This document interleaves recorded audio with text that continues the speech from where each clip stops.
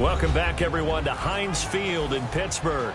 This one coming down to the wire as we pick up the action in the final minute of regulation.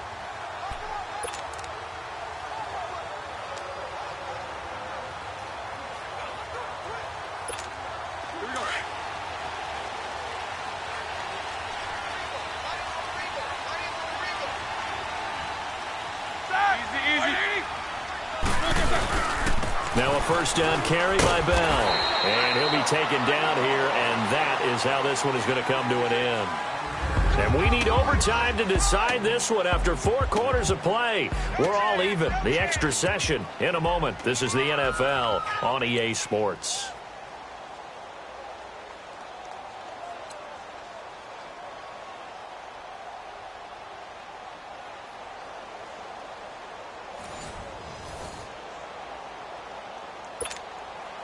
So a tie ball game here at this is fielded at the goal line. And he'll get it up just past the 20, and his guys will go to work at the 21-yard line. So with the Steeler offense on their way out, let's take a look at the playoff picture in the AFC. And right now they're in that number 2 spot. They'd love to hold on to that, but first things first, they want to clinch that division. Well, let's go back to the conversation we had with the coaching staff, and you asked that very question about how important is it really? You got a good team. Can't you win from any spot in the play? They all looked at us like we were crazy, right? You can do it from a lower seed, but no one really wants to try it. Higher seed, much better for them. They want to clinch this division. Definitely don't want to slip to 5 or 6 and go on the road in that first playoff game.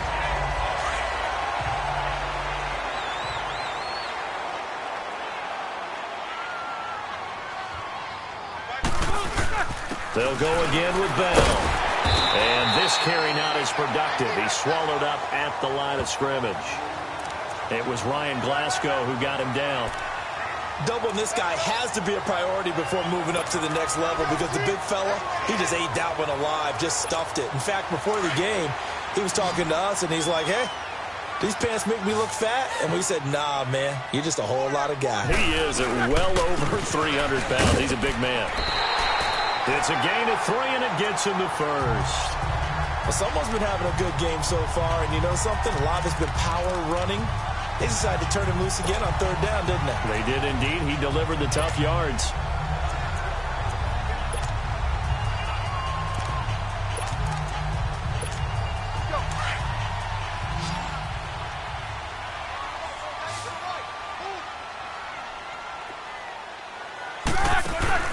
First throw in overtime now for Roethlisberger.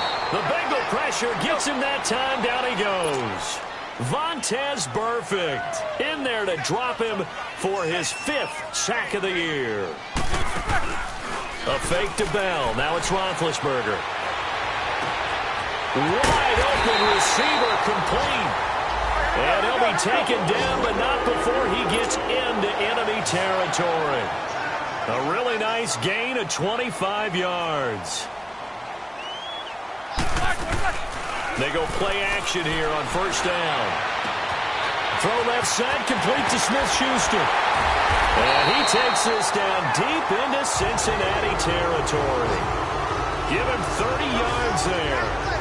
Offensively, back-to-back really nice plays. This defense, they've got 2 timeouts, maybe should burn one. Yeah, when you get back-to-back to me, anything over 10 yards, I don't care if it's a run or a pass, I count it as an explosive play. That sets your defense back on its heels. A timeout here would be a good idea, and try and get themselves settled, because we're in OT. This is big time. Now a play fake here on first down. Well, it's a shuttle pass, and it's complete. And he'll get him inside the 15 down to the 14-yard line. That throw good for 4. It's 2nd down. And, partner, I think that was a great example that not all tight ends are created equal, because everything was right. Got the completion, but he's not one of the more dynamic guys in the league. So even though he caught it, couldn't turn it into much more. And he is met at the line of scrimmage, and he goes down right there. No gain on the play there, so they're left with a 3rd down and 6. Early down stuff to put this offense in a precarious position. We know that securing the point of attack, especially against the big-bodied guys in the middle of this D, has got to be priority one.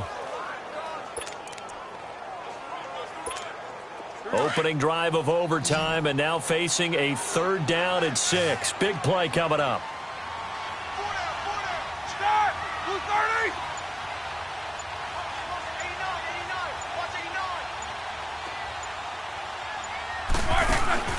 Play action. It's Roethlisberger. And that is incomplete. The linebacker, Preston Brown, there to knock that one away. That one doesn't find its target, but all in all, he's been much sharper this week. He was under 50% a week ago, and now he's up over 70%. But you know it's standard for quarterbacks and receivers get together for a little extra time each and every day in practice. I get the sense they got together for a lot of extra time this week to try and improve that passing percentage, and it's worked out quite well. Now remember, this one is not over, but with the time running short here in this overtime, that could very well be the game winner. Yeah, remember now, the other team does get a possession, but when the clock runs out, that's it. So that was a well-calculated drive to use up the majority of the clock and leave your opponent with little to no time left.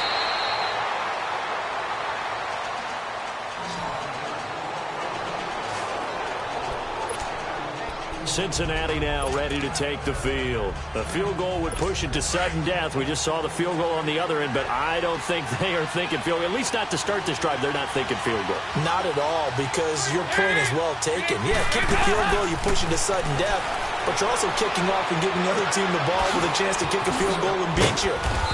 Get the touchdown, finish the game off. That has to be the mindset. 12 yards that time and a Cincinnati 1st down. So he hooked up with a veteran there, and in overtime, that's not a bad idea. Go with the age and the experience. Yeah, because sometimes the young guys, they give you the fresh legs and give you all that bounce. But in this type of a situation, sometimes those legs slow down a little bit as the enormity of the moment overwhelms them. The veteran guys, they tend to come through. It's a Bengal 1st down, a pickup of 11. Charles, you get into these overtime situations, that's not a bad guy to dial into. Well, when you have to have plays, especially in a spot as you just described, we're at OT, you've got to go to the guys you can trust and you know are going to make the plays. Well, they said. And this will be caught. It's a touchdown. And absolute stunned silence here as they have come in and stolen this one in overtime. Partner, a great game that we got to see and making it extra special. Not only did I get 4 quarters with you in this one, I got some overtime, a little whipped cream on top. Look at you, trying to make this whole thing palatable. I just want you to pay for my meal later. You really just wanted 4 quarters what you wanted, but how much fun was that? We had that type of a game where we got us to overtime, and then we get the dramatic ending to finish things off as well. What a game. So for Cincinnati, it's an 11th win of the year as they'll finish the regular season at 11-5. And now they'll await the final seeding for the playoffs ahead. Meanwhile, for the Steelers, this was basically just an exhibition game for them as they'd already clinched home field advantage. But more importantly, they'll get a week to rest as they've earned a first-round bye in this year's playoffs. That'll do it for us. I'm Brandon Gaudin alongside Charles Davis. Thanks to our entire crew as well. We'll talk to you next time. So long, everybody.